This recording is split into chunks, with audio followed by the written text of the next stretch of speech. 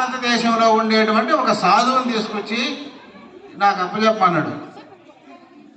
Alexander భారతదేశాన్ని జయించేటప్పుడు ఒక సాధువు అక్కడ ఉంటే అతని దగ్గర పంపించాడు అనమాట,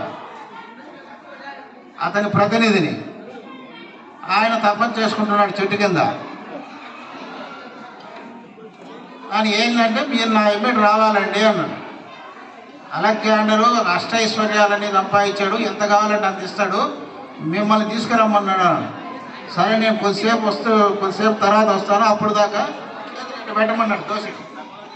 అక్కడ పక్కన ఒక చిన్న రాయి తీసి దోశెట్లో పెట్టి నేను చెప్పేదాకా పట్టుకోమన్నాడు.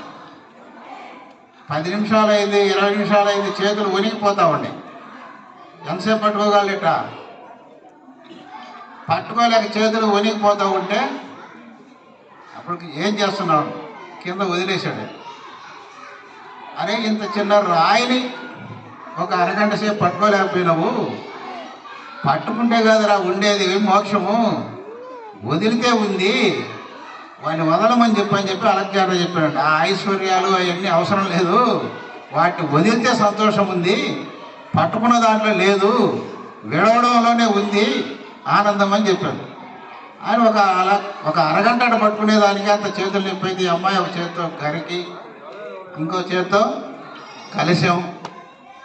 ఎంతసేపు మీరు నృత్యం చేసినంతసేపు అంటే మనిషి యొక్క విల్ పవర్ ఇది. నేను ఇలా ఉండాలి, ఈ నృత్యం అయిపోయినంత వరకు ఉండాలి అని అమ్మాయి దృఢంగా, ఇందాక నేను చెప్పేసిన ఒక గుండి కడుపు నొప్పిని పోగొట్టింది. ఆ యొక్క సంకల్ప బలమే అమ్మాయిని ఉంచేసింది ఆ విధంగా.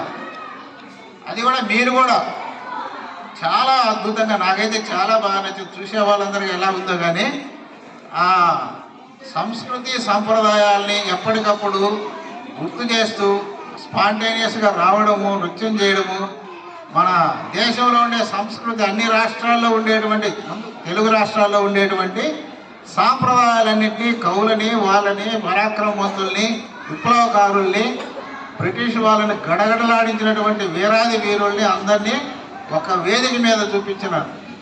ఇదంతా కూడా మన కింద సార్ చెప్పినట్టు ఒక 3 డేస్లో జరిగింది.